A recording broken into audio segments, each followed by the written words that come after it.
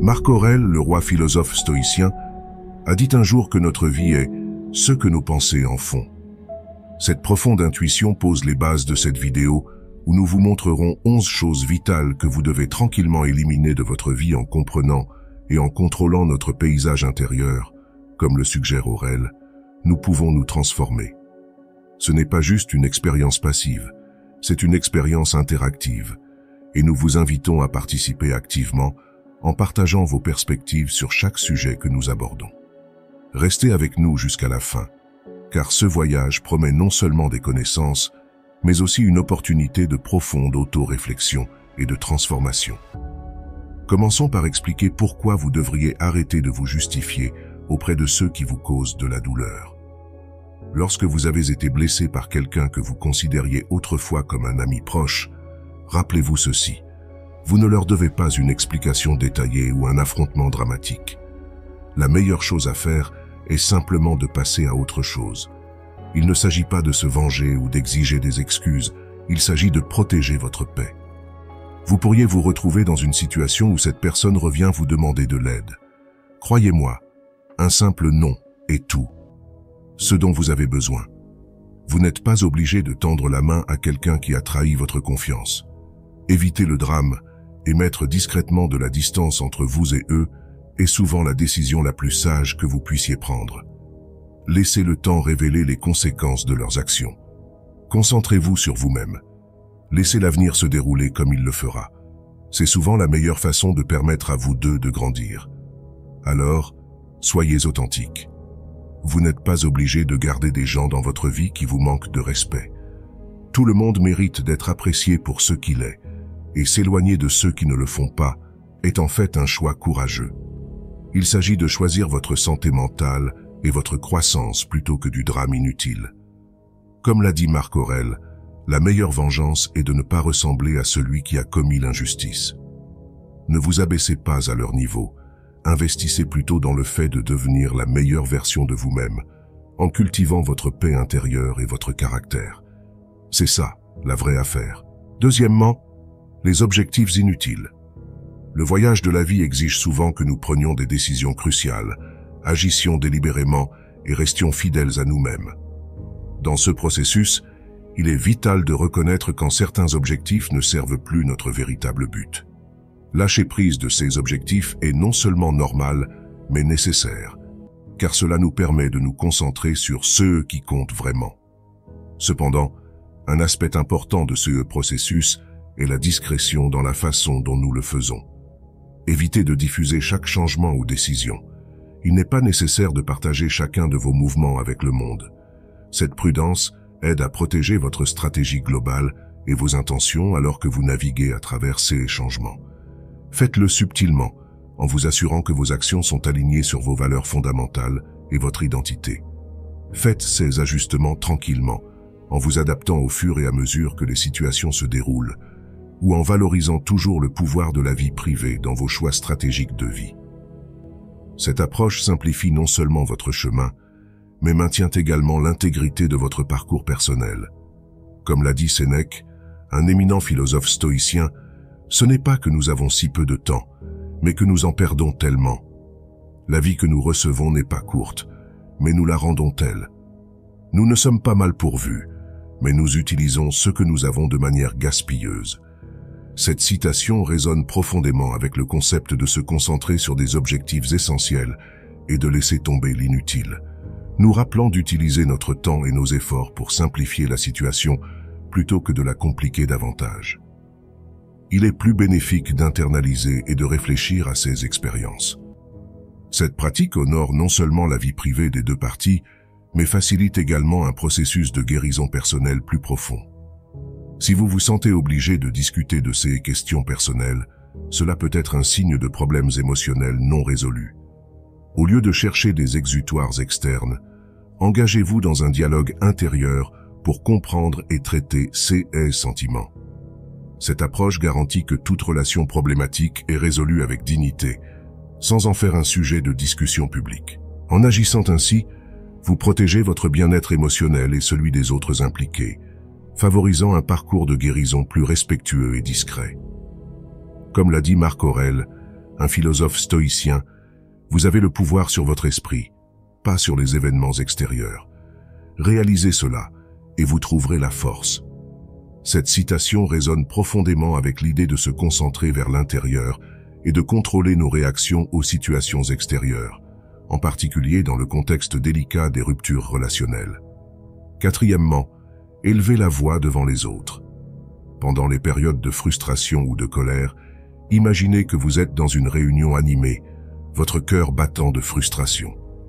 Nous y sommes tous passés, n'est-ce pas? Dans ces moments, la tentation de laisser éclater notre colère est immense.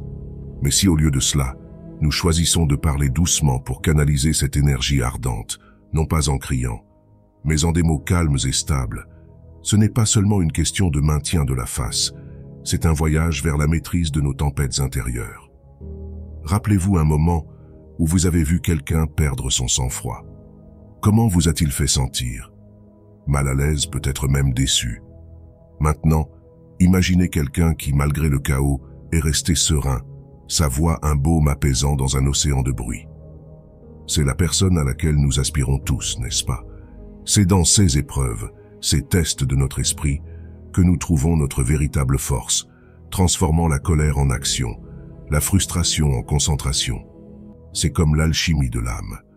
Il ne s'agit pas seulement de retenir des mots en colère, il s'agit de canaliser cette énergie dans quelque chose qui nous fait avancer, qui transforme les obstacles en pierres de touche. Héraclite avait raison lorsqu'il a dit que garder son sang-froid est la plus grande vertu. C'est un rappel que dans l'œil de la tempête, notre calme est notre plus grande arme, notre équilibre, la forme la plus vraie de bravoure. Alors, la prochaine fois que les vagues d'émotions déferleront, souvenez-vous de ceci. Le pouvoir de rester imperturbable, de parler à voix basse quand le monde s'attend à des cris, n'est pas seulement une vertu, c'est un super pouvoir qui vous est propre. Cinquièmement, propagez des opinions négatives sur les autres.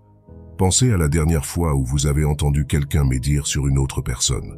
Ne vous a-t-il pas fait vous demander ce qu'il dit quand vous n'êtes pas là?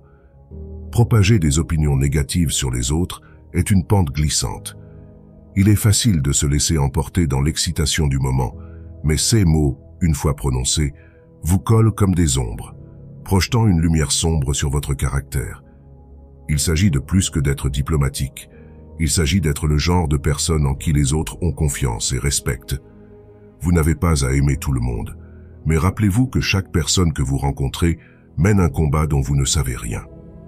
Maintenant, imaginez ceci. Vous êtes confronté à une personne ou à une situation difficile.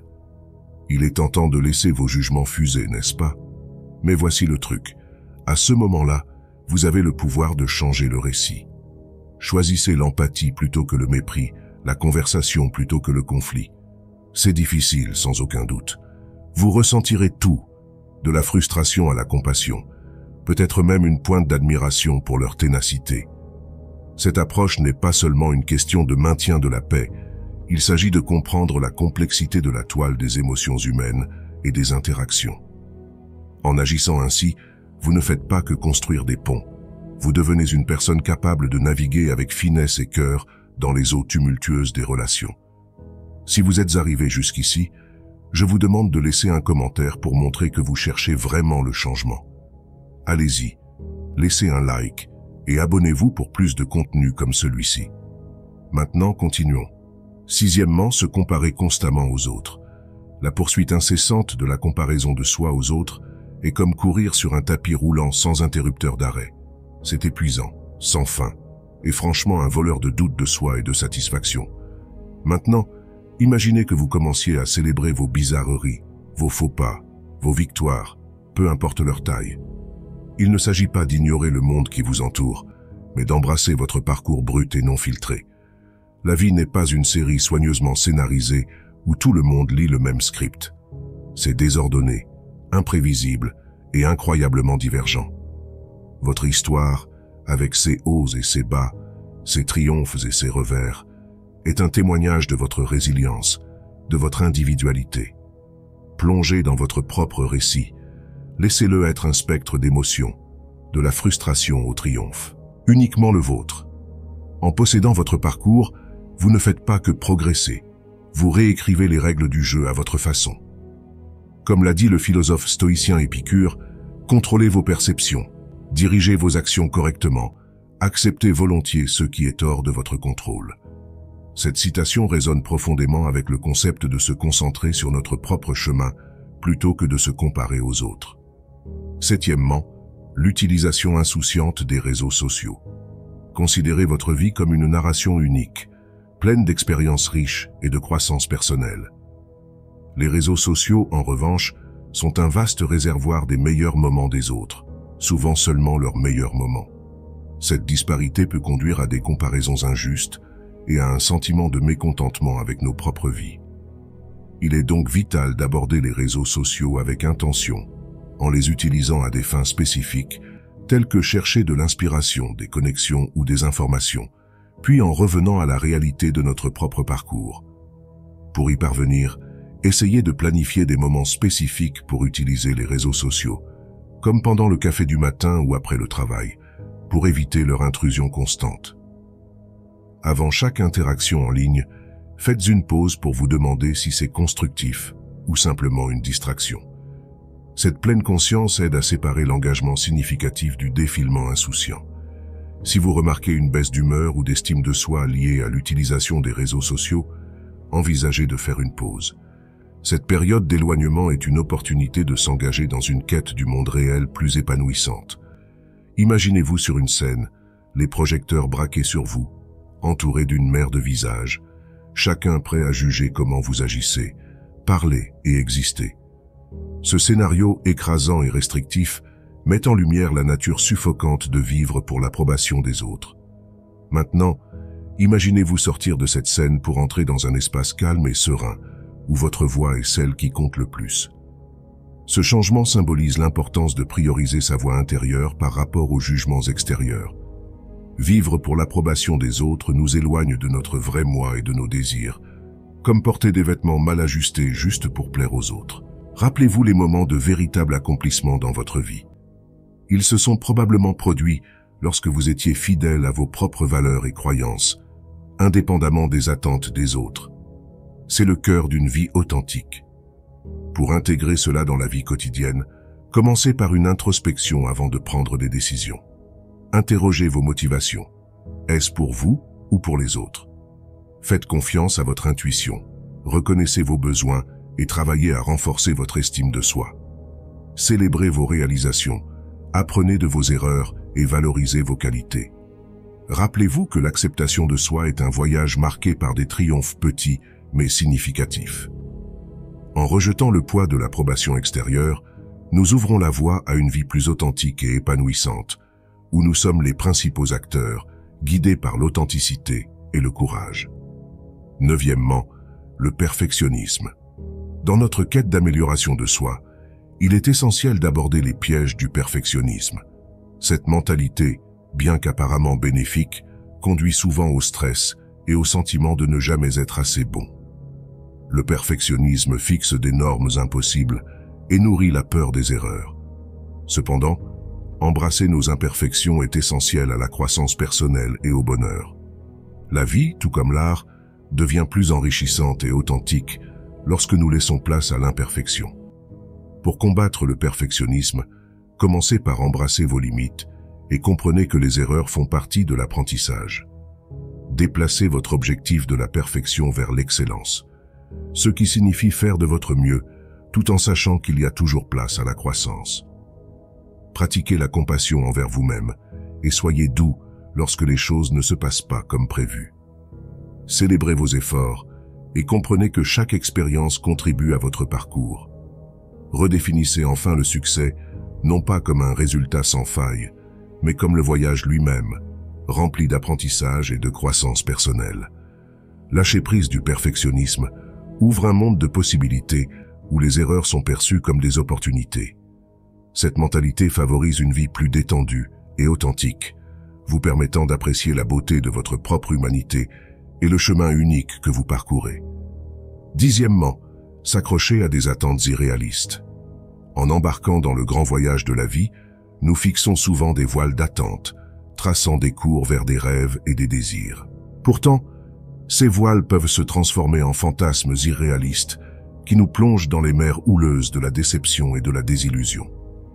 Comme des marins attirés par les sirènes mythiques, nous poursuivons la perfection en nous-mêmes, chez les autres et dans nos expériences. Une quête aussi vaine que la recherche d'horizons qui reculent à mesure que nous approchons. Ces attentes gigantesques, souvent issues des murmures de la société et des rugissements des médias, peuvent nous aveugler face à la beauté de notre vrai moi et à la réalité brute et non filtrée de la vie. Le chemin pour se débarrasser de ces illusions trompeuses commence par une honnêteté féroce et sans faille envers soi-même. C'est un voyage de dénudage des couches de « il aurait fallu » et « il aurait pu » pour révéler le cœur de nos véritables aspirations. Il s'agit de reconnaître le poids de ces attentes et de se demander courageusement si elles élèvent ou écrasent notre esprit. Il ne s'agit pas d'une transformation de conte de fées, mais d'une reconnaissance crue et parfois douloureuse des imperfections de la vie et de nos propres limites. Il s'agit de fixer des objectifs qui résonnent avec ce que nous sommes vraiment, et non avec ce qu'on nous dit d'être. Chaque petite victoire, chaque pas en avant devient un témoignage de notre résilience dans ce voyage. La beauté ne réside pas dans la destination, mais dans la riche tapisserie d'expériences tissées en chemin. Renoncer à des attentes irréalistes ne nous déleste pas seulement. Cela ouvre nos yeux aux merveilles inattendues de la vie, nous apprenant à naviguer dans ces eaux tumultueuses, avec un cœur ouvert à chaque flux et reflux, à chaque joie et chagrin qui se présentent à nous. Numéro 11, le commérage et la participation à des commérages et des conversations négatives peuvent parfois sembler être un raccourci vers la connexion, mais c'est un chemin qui nous égare souvent. Pensez à la dernière fois où vous avez fait partie d'une telle conversation. Vous a-t-elle laissé un sentiment d'élévation, ou a-t-elle subtilement miné votre sens de l'intégrité? Les mots, tout comme les graines, ont le pouvoir de faire pousser des jardins ou de propager des mauvaises herbes. Lorsque nous choisissons de nourrir nos conversations avec gentillesse et compréhension, nous cultivons un paysage où la confiance et le respect prospèrent. C'est un voyage, cependant, et ce n'est pas toujours facile. Il y a des moments où participer au commérage semble tentant, voire justifié. Mais voici un défi. La prochaine fois que vous êtes sur le point de dire ou d'écouter quelque chose de négatif, faites une pause. Pensez à la personne en question comme quelqu'un avec ses propres luttes et triomphes, tout comme vous. Voudriez-vous que vos moments les plus bas soient un sujet de commérage futile? Éviter le commérage ne consiste pas seulement à créer un environnement positif, il s'agit d'honorer notre humanité partagée. Et lorsque vous donnez l'exemple, vous n'évitez pas seulement la négativité. Vous éclairez le chemin pour que d'autres trouvent leur voie vers une manière plus empathique et authentique de se connecter. En embrassant ces principes, nous pouvons favoriser une mentalité qui est résiliente, empathique et positive, conduisant à un développement personnel authentique et à des connexions plus profondes dans nos relations.